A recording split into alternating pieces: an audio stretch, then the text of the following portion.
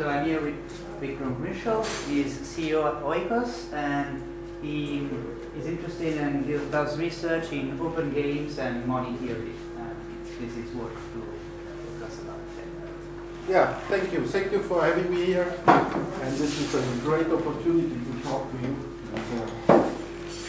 Give you an idea of what open games used to, what we were thinking about what it could be. Then we were lost in research, and now we kind of need to recover what have been the original ideas and also use cases. So what can we do with open games? So open games, for those of you who missed the talk of me, open games is a compositional approach to game theory. So we can compose from little games, big games, right? So that's the technology. Now, what is the use case? Think about Minecraft. So this is a game where you have agents or players in the game, massive online game, building houses or whatever kind of things out of bricks. Now, think about the end of such a building thing. It would be a kind of New York City built one-to-one. Now, what happens there in such a city? Essentially, nothing, right? Because a human society, we build not only bricks and houses, but we build what we would call institutions as social scientists. So what is an institution? An institution might be a group. We might be a group of doing something. We might be forming a company. We might be forming a trade union.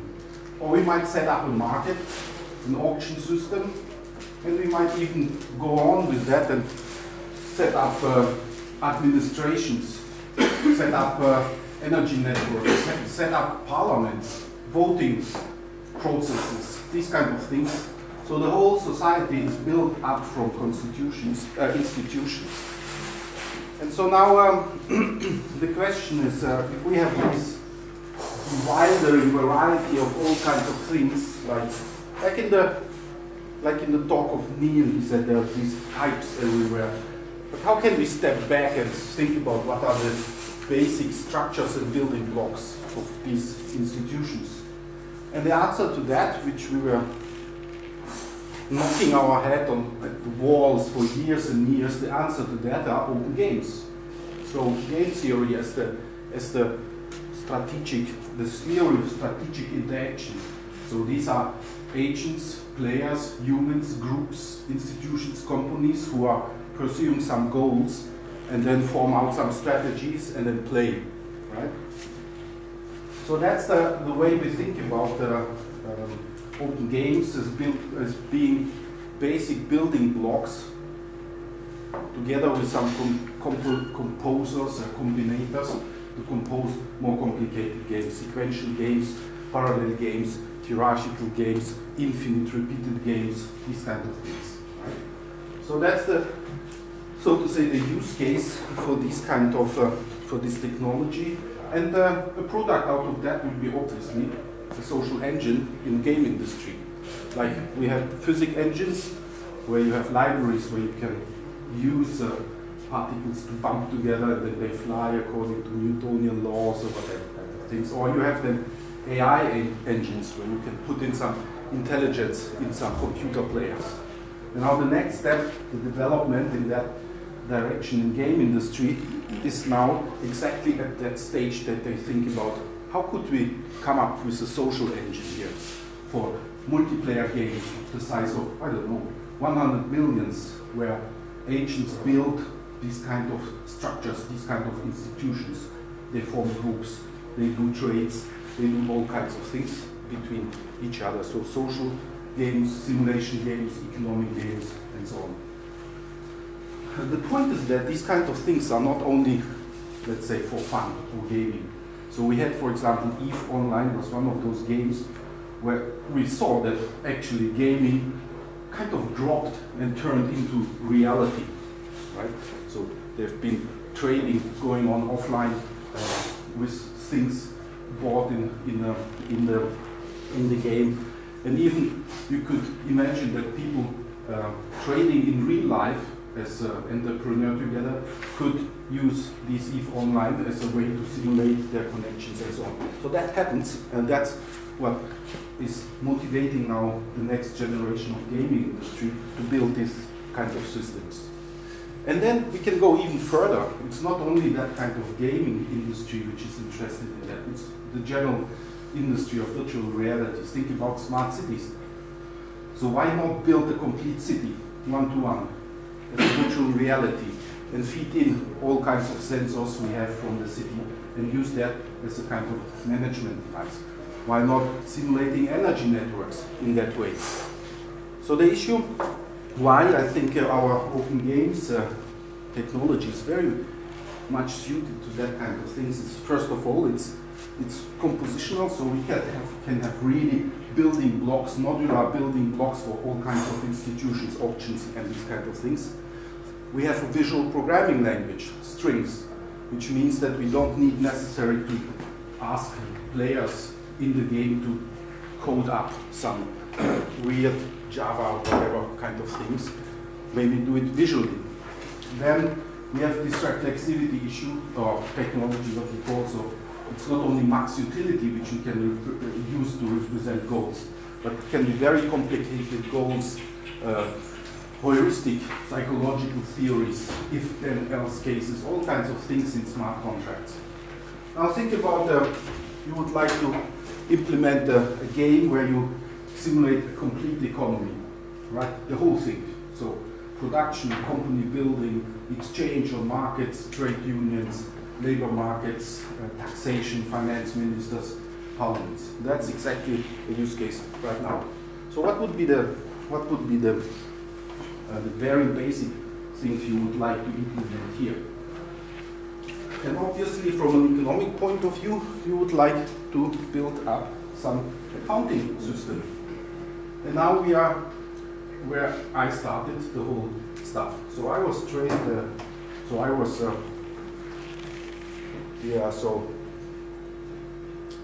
I started in '84 as a kind of a teenager hacker with a Commodore 64. My mother told me that I'm allowed to play only those games which I programmed myself.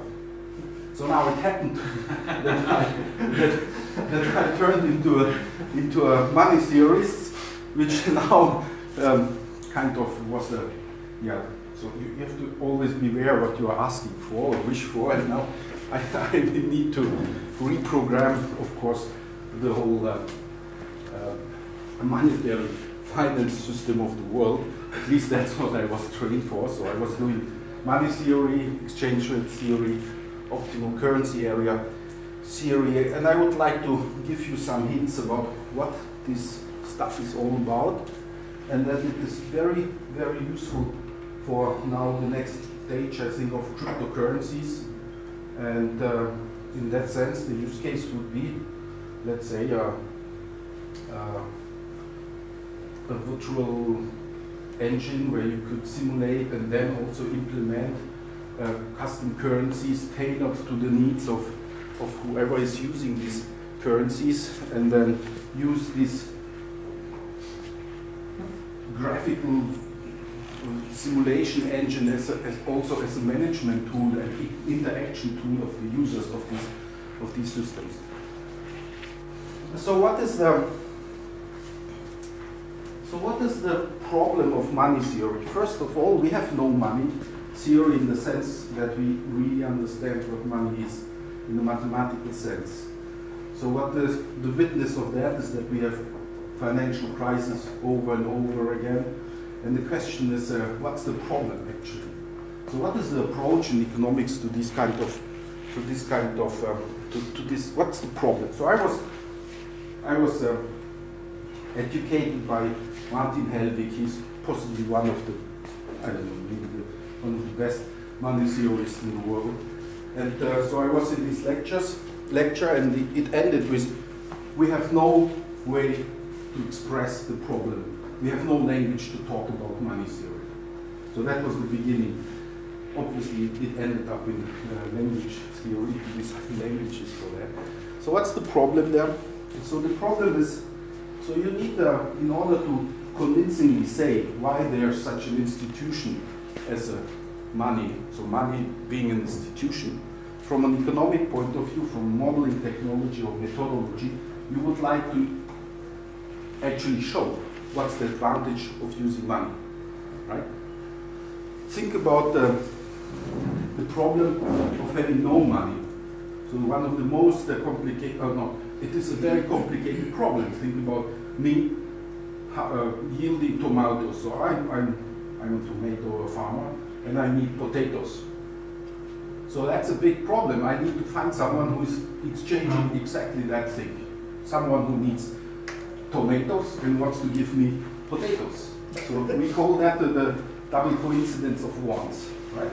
And money is solving that problem by being a neutral element, so to say, into which I can exchange my tomatoes, and then get for the money then potatoes from someone else. So it simplifies the exchange. So that's what money does. The problem now is that money does even more things. Namely, it allows you to add apples and oranges on your balance sheets. So it's a kind of type system, if you want, a unit and type system, however you want to call it. And even more complicated, money allows to exchange values over time. So now I can, if I don't need what I have produced now, if I don't want to consume it, I exchange it to money, put the money under my pillow, and use this tomorrow for whatever I need tomorrow. So I can transfer money, value from one point in time into the other. And that's, easy as it sounds, the whole banking industry is all about that, right? So behind this, the whole thing is the banking industry, and obviously cryptocurrencies are said to be a threat to banking industry. But now in what sense? So what is the actual problem?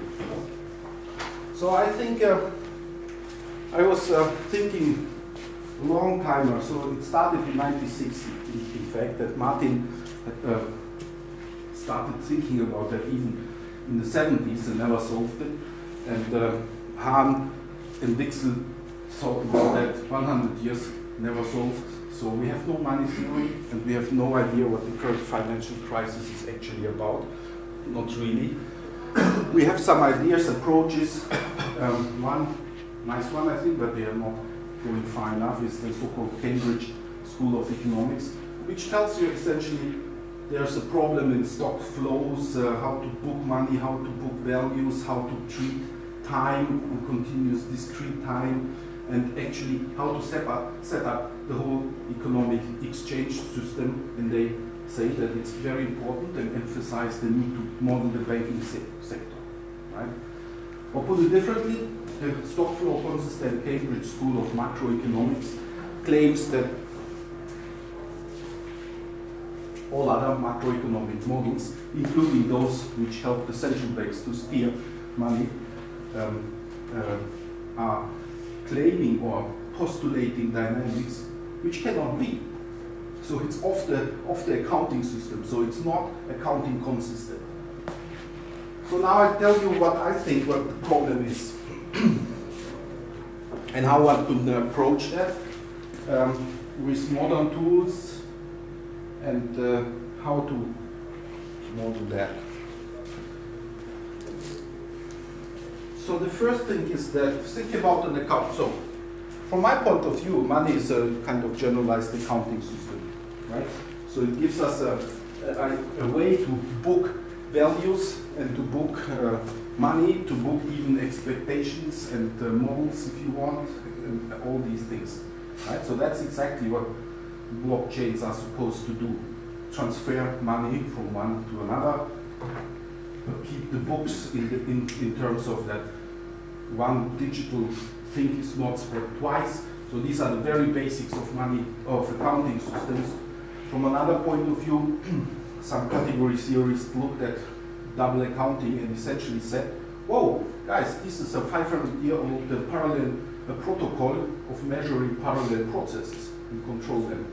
And also, not a coincidence, possibly, in space and time that the double accounting was invented when in Renaissance time in Florence, banking industry became an industry, or banking became an industry. Before it was a family business or a religion business. So Armenians, Catholics, Jewish people were using religion and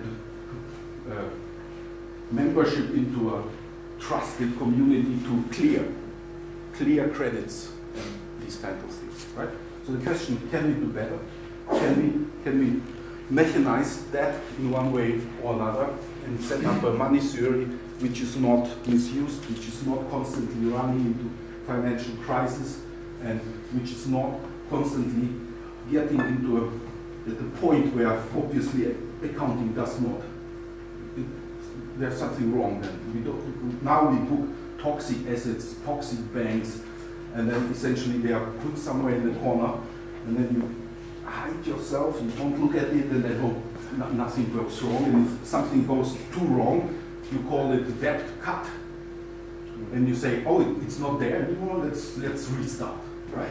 So that's the situation, and if you think about like that, so if that is the accounting consistent path, we start here, and then we have our dynamics, the way we deal with our systems, and we end up here, and from time to time, we need to readjust back to zero, right? So, can we avoid? Our represents a lot of people making a lot of money and a lot of people losing a lot of money. Yes, exactly. So that's another issue. I will show you why. So the problem here is on the micro level, the logic is very different from the macro level, right? So on the macro level, there's no debt cut. The Earth as a whole thing is not indebted to anyone else. We still don't have a money theory up to the moon. Right? If we would have, maybe there would be an indebtedness of Earth, but not right now. So it is not a debt cut. It's a debt cut and a wealth cut, or put it differently, it's a redistribution. The usual technology for that is we forgot about that. We kill the king. We do another central bank, we make war, or something like that. So these are the technology to readjust non-existent accounting consistency. Okay. Can you use the other Sharpie? This one? Right? Right, yes. So now, what is an accounting system? An accounting system consists of balance sheets, active, passive, however you want to call them. And then they are here balances. Yeah? So this side here there's more, let's say there's 100, here's 50, that means this one would be 50. Here we would have 100, here we have 30, and then this would mean this is of the size of 70. So the idea of double accounting is that if there's an event and we exchange something, we book it, the same thing from 2 points of view. So I get away with so I give away money and get a cow, and you get the cow and give me the money, or the other way. Yeah? However, the point is that this recording of the two sides, the local views on this global event, allows us to decompose the things and have decentralized exchanges, while at the same time, on the macro level, on the global level, the whole thing sums to zero. Right? So that means, what the point here is, and I don't know why economists never came to that, there's an invariance going on. And invariance, if you remember physics, is the basic thing we have in physics which generates us laws. And of course, invariance principles in physics are about accounting energy, for example. And here we are accounting for not energy, but money, value, whatever. So this is an invariance-based approach. So think about that. These are the microsystems. Microsystems are by definition open. They maintain a balance to the outside world, and they are possibly imbalanced. Macrosystems, this is the whole thing here, as a whole is closed and has an invariance. Here, the invariance is that you have x's and y's, and the invariance is that the whole thing sums to 0, because actually we need here to do something like that. We need a convention on what side is the minus, and then if we have two sides of the balance sheets being the balance, then it needs to sum to 0. That's the basic thing.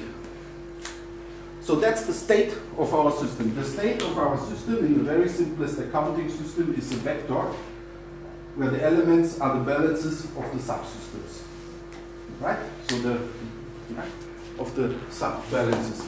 This can be in company accounting, so for simple company accounting system, this could be, I don't know, material, money, all kinds of things. Right?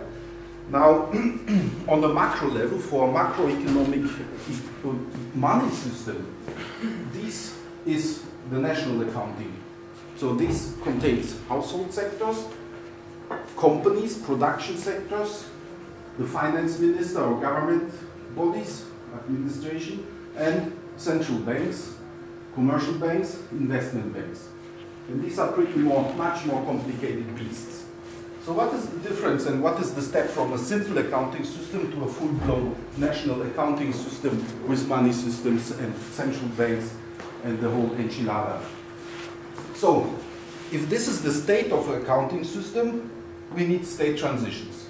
State transitions are the events which then book something. Events where you exchange something and then you book it, and then the state of the system changes, the entries of these balance sheets changes, and what we would like to have, we would like the predicate, this predicate, that the whole thing, how to say, just the predicate, like that the predicate, that the sum of the state of this vector is 0. So that's the predicate, which means, another way to say, this is an accounting consistent state. Now, we would have a state transition, some event, we book it, and we would like to prove that our system is accounting consistent by maintaining this invariance for that predicate for all possible state transitions. Don't at the national level have, like, banks have the possibility to print or destroy money? Exactly. So now that's where I'm heading at. Okay. Now the state transition on the national accounting level is way more complicated than for such a simple exchange of money and goods on the company level, let's say. All right. I would say that there are three very important, beyond these simple accounting things, very important sectors and operations and state transitions on the national level, namely commercial banks, investment banks, and central banks. They do operate on this national accounting level, and there are something different things happen. So the commercial banks, what do they do? So commercial banks, depending on the, so commercial bank, let's call it, they create money creation. So how do they do that? They give credit away, the credit goes to another bank, and depending on what kind of system you have, fractional system, full backup system with gold or whatever, they create money. So, yeah? Can I just say, they create money as a debt instrument, is that correct? Yes. So it's just in very layman's terms, I go to a commercial bank and I need a loan for buying a house. Yeah. The money comes into existence the moment I put my signature under a mortgage contract. They never had the money, they never will have it. It's pure fiction, and it attaches itself to the energy of me having to work it back with interest attached. Yes. But on the other hand, they immediately book it there in the double entry bookkeeping, and then fractionally reserve style, loan it out, how many, like 10 times on top. So it's like an explosion of money creation Yes. out of debt. Is Yeah. that true? yeah, but this is debt and wealth on the other side. I mean, what's the purpose of a commercial bank? Why is it like that? Why is it decentralized in that way? The decentralization needs, essentially, from an economic point of view, is it's a very complicated issue, monitoring investment. So that's one of the main problems of banking, namely, how do I monitor the entrepreneur or the consumer, whoever I give credit, that he's actually doing well or not spend the money, but in Honolulu or on the beach with a cocktail in his hand. That's a complicated problem. You cannot centralize it or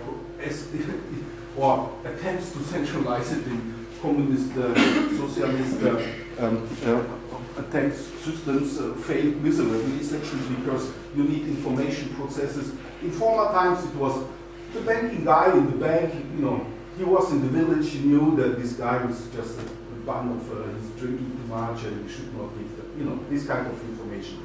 In a more complicated environment or operations, you would need to check the business plan of the company and so on. But in general, yes, there are these discussions of is that pure creation out of nothing, is that sensible and so on.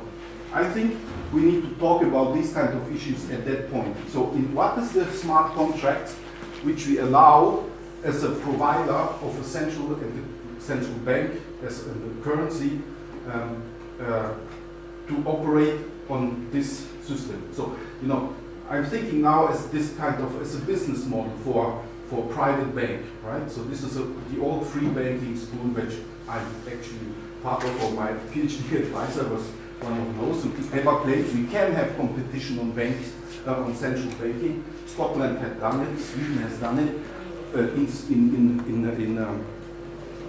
Switzerland we have it, but this is a very complicated issue. So the discussion whether it is necessary to produce money because it's centralized, because it's, for example, a natural monopoly, meaning that it creates lots of external effects like the railway system for trades. You cannot hardly organize a competition on that because the fixed costs are immense, the marginal costs are more or less zero. In the same way, it is software is a very special good and possibly that's why more possibly competition and usual production just doesn't work in the usual way. And so these are the issues. It's a complicated issue. Essentially, this is a theoretical discussions are going back and forth since hundreds of years, and the answer cannot be given theoretically. Hayek would say just we need to try it, also because parameters driving the argument pro and contra may be driven by technology and changes the decision yes or no. And what about this point of view that there is no value in money at all, that it's just a kind of final stage of social recognition of debt, like for example, like how when you take out the mortgage and you, by doing that, you sort of promise everybody that you'll be working it out, and people then believe you. So there is in the system there is a kind of consensus that there is this useful mechanical action that will help everybody, that will be good for everybody. I mean, there are these discussions. Just reflects that. You know, these discussions are as old as humanity, possibly 30,000 years old.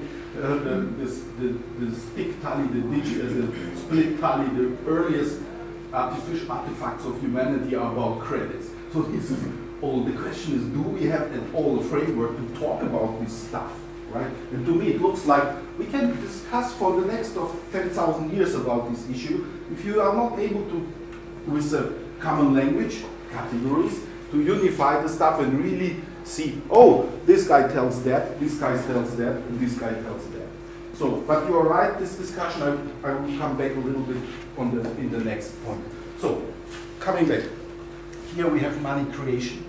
I think the important problem here is that, and I'm working with a physicist on that, so he came up with the same idea coming from physics. I came from theoretical computer science on this invariance idea. And he essentially says that what happens here is it's a relativistic effect. It's an Einsteinian bending of space-time, essentially because money is a unit in economic space. And the unit, if you have money creation and you have inflation, you have actually change of the coordinate system. And what happens there, you are not in a usual invariance situation, but what physicists call, that's a hypothesis, a spiral symmetry. So you're pumping energy into another system inside. And here, the pumping the energy or creation money comes because our economies grow, the volume of exchange grow, and we need to support this increase of exchanges by increases of money.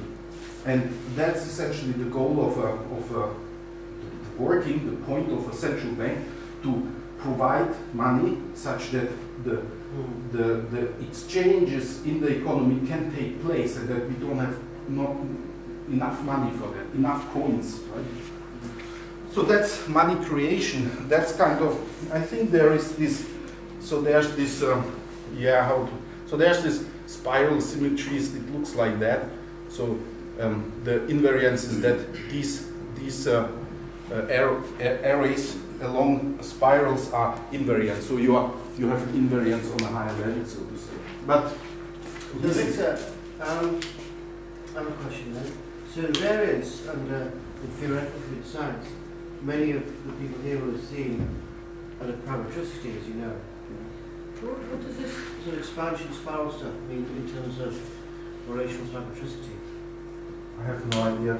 So so the more complicated thing I could think about going from unary predicates here, or simple predicates, let's say, to binary predicates, and have something like bisimulation as an invariance kind of thing, would be if you relate state today and state tomorrow. I think that would be something, the step towards booking models and expectations. You know, the point is we cannot avoid bubbles because financial markets are about evaluating the future. That's the goal.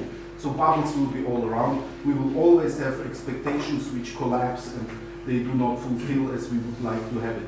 The problem is, can we rewind, and here hyperledgers could be possibly useful, can we rewind these bets such that actually those who profit from bubbles not bursting and fulfilling like the expectations were formed and bursting, can we have a symmetry that those who profit from these kind of things also pay the loss if the bubble bursts? Right now, the loss is paid by the taxpayer, right? So this is a redistribution. So those who profit are those who buy the Ferraris, but once it bursts, we call that toxic bank, and the Ferrari is still there.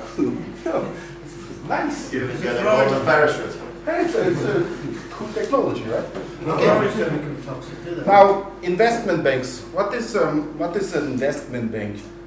Money trade. I would say that investment banks are these things which trade with banks. So these are self-trades inside the banking system.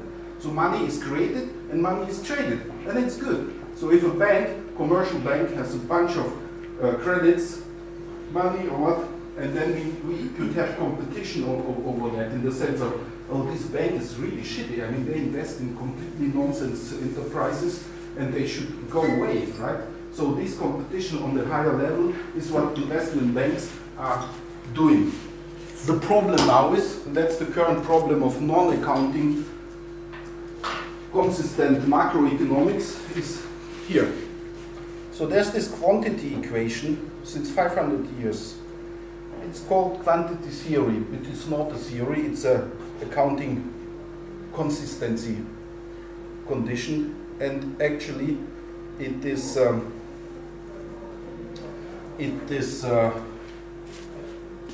basic invariance. It tells us that if you have money, say you have 100 coins here, in coins or whatever, you have a turnover, that's the velocity, let's say 2 times a year, these 100 coins are used. We have trade of the size of Oh no, they're not trades. Here are the trades.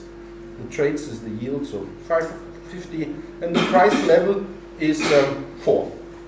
So what are the P and Y? The P and Y is the price level, let's say 4.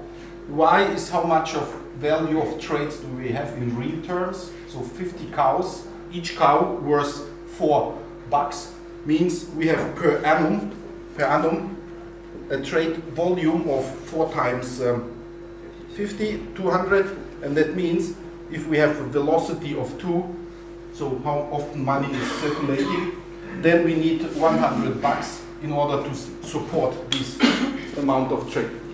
Now the problem, and that's where money theory currently screws up. Money trade is a trade in the banking sector. So you have banking sector, households. Households produce companies, governments, and all these kind of stuff. So you have, you know, these kinds of circulation patronets in economies, and so this is something here from banking sector to companies or to households. You create money, something flows around. But this shit here is here. It's going on here, and that means money does not only appear here as the thing you use to support trades, but it is itself traded. So it becomes a good. Money is the thing you pay money for. So here the Russian paradox. So I cannot produce virtual money just exchanging money. You can, it's okay. You need to bookkeep it. That's the only thing. If you don't bookkeep it, you screw up, right? Essentially, what happens here is then, and here comes Piketty with his phenomenological theory or investigation. He looked into data set. He came up with that. He said, if the interest rate is bigger than the growth rate of the economy, we are screwed up. What happens? Of course, if the investment guy invests in banks, he creates assets, and he wants interest rates for that. And if you are now at the stage of 300% of GDP being in the balance of the investment banks, then we have a problem. Because there's just not enough goods produced in the real economy to pay all the investment bankers who would like to pay their Ferraris. So if everyone grows at the same time, like 2 times the size of the earth, resources not enough to. Exactly. I think, wasn't Piketty talking about the return on capital? Yes. Which is different from the interest rate, no? Yeah, so that's, but I mean, the confusion is here. So is this really money we talk about? What do we really need as a measurement of money here? And I think that's the current status. We need to look at capital, and namely the capital of the commercial and the investment banking sector. This is the thing we need to look at, because this is potentially the thing which is used in exchanges, because also this is the thing investment banks use to pay for other banks. Right? So this is not clarified either. That's a hypothesis right now, that this is the real thing we need to look at. And then, essentially, what you will get, and now we come to the central bank, is the third sector here. What is the central bank doing? The central bank needs to check how much do we need, what's the demand, we call it demand, even so it's a very bad word for a very decentralized phenomenon. What is the demand for money? How much money should we supply in a very indirect way, because actually the commercial banks supply, so there are instruments of the central bank to steer in an indirect way the activities of the commercial banking sector, which creates that money.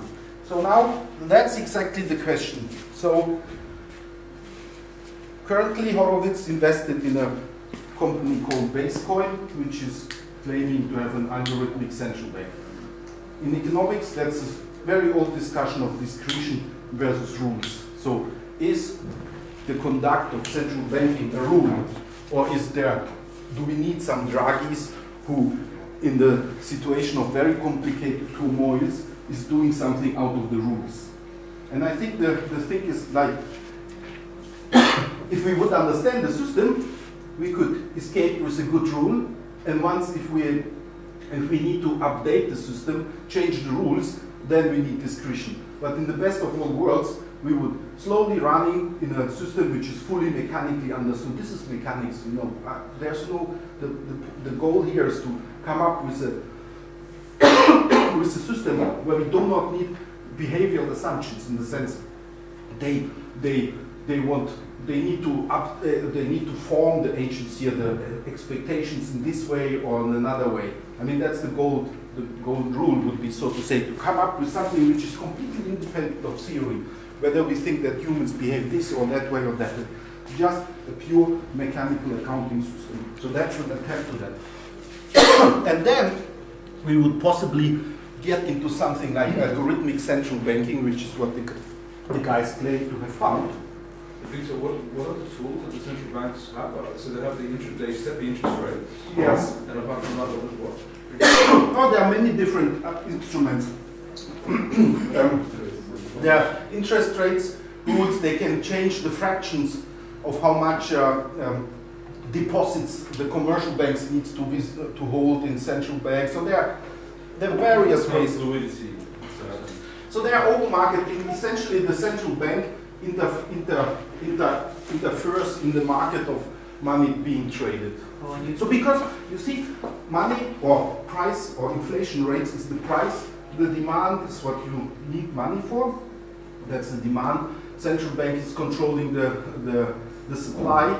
So in an abstract way, the central bank is kind of steering the supply such that the goal of the system is the price is reached, either inflation or exchange rates. And now that's the next step. Oh, you talk about interest there. Does interest is different from interest on the other side? Like, yes. I suppose that every bank has like a notional interest that adds to some level. So you have different interest rates. So this is the usual thing is the interest. It's called the central bank interest rates. That's the interest rates. Commercial banks can lend overnight money from the central bank over a very, very short thing to get liquidity right. So you see banks are doing a very complicated operation. Namely, you have many people giving in their savings and they can withdraw on a daily basis, and the banks need to invest in big chunks for a long time. So what we call that the quantity and time transformation. That's very important for operation in an economy, and someone needs to do it, and bank do that. And the complicated issue is control and assurance of liquidity such that they can really support these withdrawals. I have a question that might be related. So in the first step, when the commercial banks create money by lending, so recognizing some sort of credit, how do you explain this? So they ask for some interest, right? Yeah. In return. How do you explain this in terms of simple accounting terms? Why is there interest? If they're just like, on which side of the thing does it come? Why? So the creation is like that. So I'm the bank. You come to me. You get the credit from me, right? So that means I book the credit for you on my account. Yeah. Then you can use this credit you got from me to buy something. The price for that, whatever you buy, a house, lands on another bank, which is the bank of the guy who sold the house to you. And given this amount, so this is created money. So this is I understand the creation of money, but why the interest? Why the interest on the money that is created? Why do you have to give more? Why there's a positive interest rate?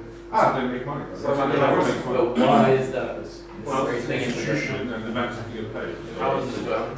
Yeah, exactly. So that's the price for the transfer. So over time. So because you don't, the one who doesn't use his wealth now wants the reward because he doesn't consume it today, but give you the opportunity to consume it today and consume the repaid credit from you only tomorrow. So you're renting. You are renting out. Okay. So that's related to this idea of the central bank. Yeah. Another question: when a commercial bank gives credit to someone, gives money to someone, obviously they have to book the expense because they are getting money out. But do they book also the money that they will receive? Because I suppose that they won't get that money in that precise time, obviously. Yeah. So yeah, that's essentially. So there are discussions like that as well. So money is always created but never destroyed. So I think these kind of discussions will need to go into these kind of evaluations of. So all these operations which are allowed. So I'm the central bank who provides the system. I provide the system combined with the accounting system and the smart contracts which you are allowed to do on this accounting, including the commercial banking, the investment banking. And I need to make sure that these predicates of accounting consistency is fulfilled. And here, in that point, we need to discuss this issue. I don't know. So they are different. So I don't know the absolute answer because they are. Because I suppose that if you book the money that you will get in instantly, then if this guy cannot pay for some reason, there is a hole in your booking that is not. Now the complication. So we have here the complication of relativity size. We have a complication here of a reflexivity issue of redefining what money is at all. The complication here is, I think, related to this. And the complication here is that money is only valuable and useful in a model on a situation of an infinite horizon. So economics is using recursion induction, and this does not work. Essentially, we exclude what we call no Ponzi game conditions, so that you cannot repay your credit by taking another credit. Mr. Ponzi introduced this scheme. This is called the Ponzi scheme, which is a snowball system. We call no Ponzi game condition. The need to exclude that in order to get our recursion and induction working. And the problem is that money itself is a snowball system because I can money use today only if I believe that it is valuable tomorrow. Yeah. So in plain English, central banks create an artifact out of thin air with no effort, with no costs, and give it away. That's just the central banks, yeah. Give it away like something that's real, and then people have to. It attaches itself to human energy, and the humans have to work it off like if it were real, and pay interest on top. Yes. Provided there's still some fictional perception of value in that mainstream Ponzi scheme. That has gone, that's why interest rates have collapsed below zero in many countries. No, that's not the case. That's, from my perspective, that's not the reason. The reason below zero is because if you have this situation and the investment banking sector has blown up to 300%, the negative interest rates. So my conception is that the interest rate of the central bank should be a function of this commercial banking balance sector and the investment banking sector. And that means a negative interest rate is actually a withdrawal of liquidity. We have no, this does not work if you have coins. If you have virtual monies, just bits, there's no problem in negative interest rates. The problem, so now, as I said, the problem is we need an inductive and co-inductive approach to prove consistencies and possibly dissimulations and these kind of predicates on the operation of central banks. We cannot get away with induction. And now, maybe the last word. So, and by the way, these argumentation lines, what you tell, go into money theory. So whatever you claim, or you need to model why money is an advantage, or put it differently, if you provide the money, your business model would be a value proposition where you state in a formal, clear way what is the advantage of using your money. And that means having money and having non-money. And then these kind of discussions go there.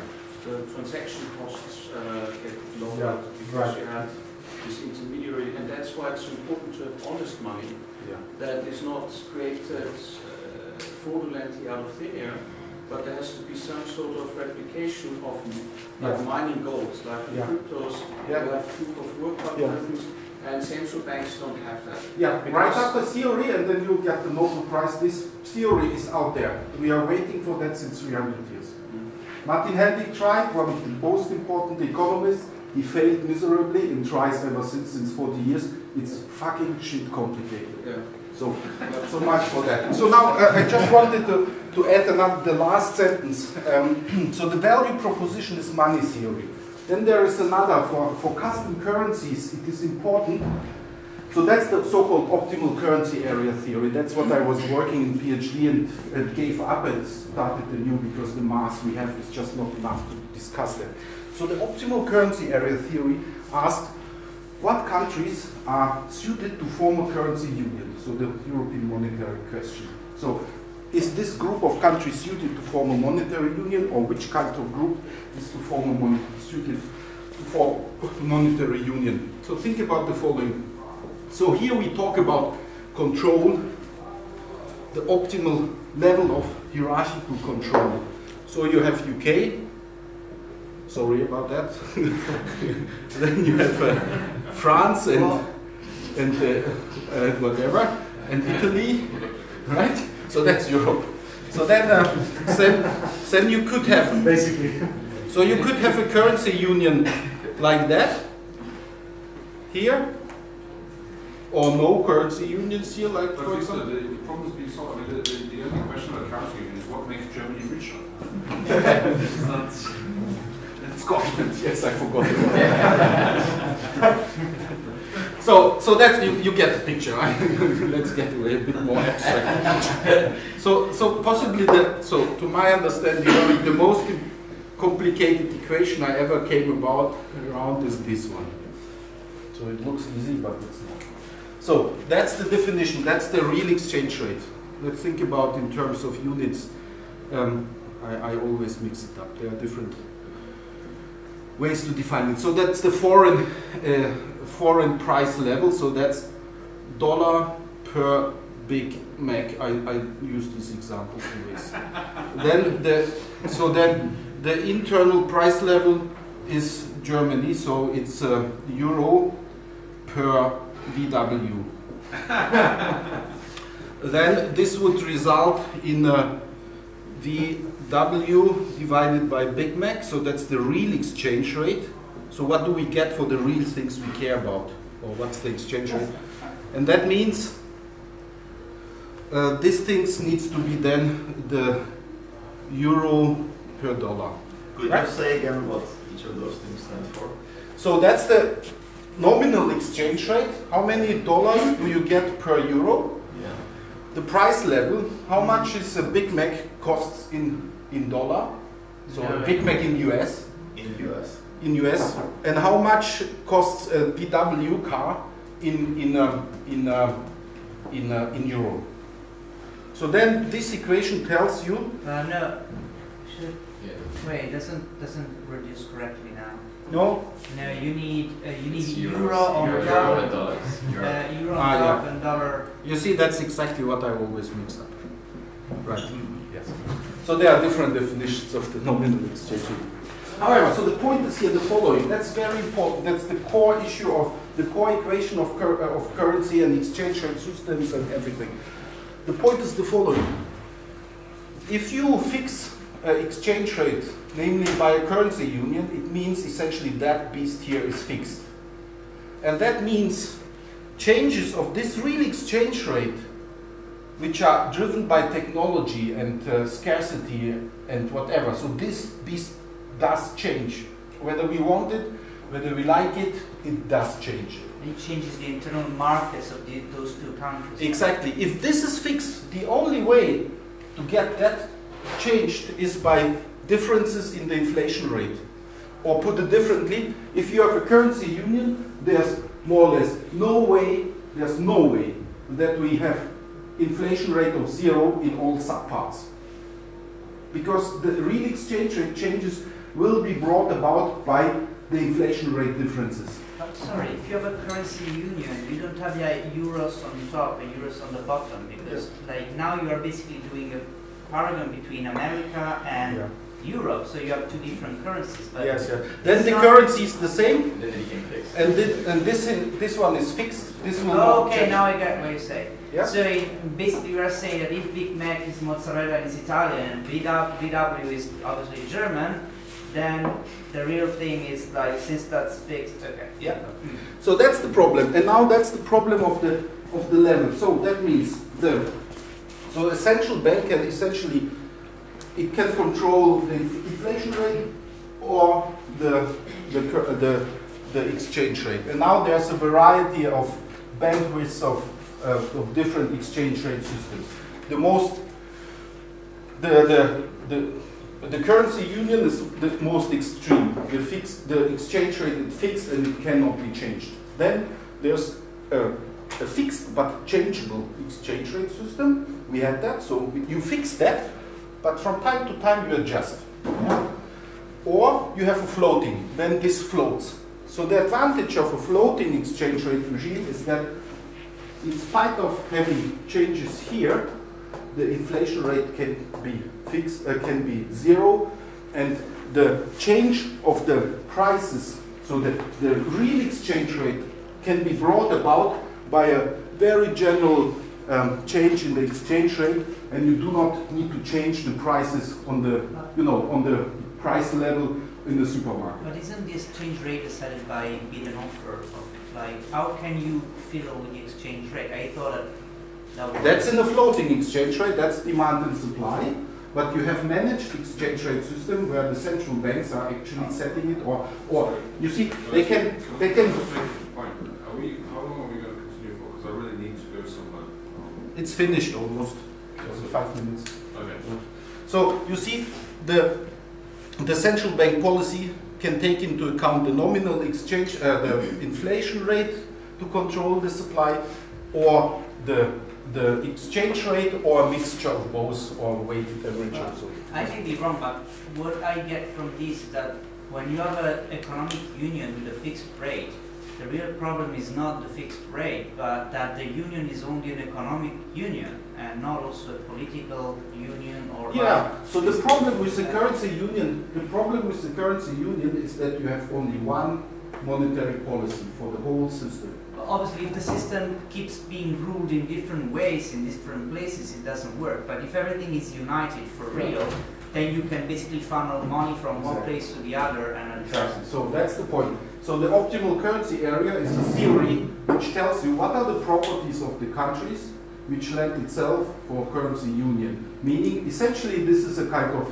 heterogeneity, homogeneity. You look on the, are the countries sufficiently similar in a specific way? You look at different dimensions, the import, exports. And essentially what you care about is you need to tailor your currency system, custom currency, according to the needs of the user of the money, which is a simple way to look at it.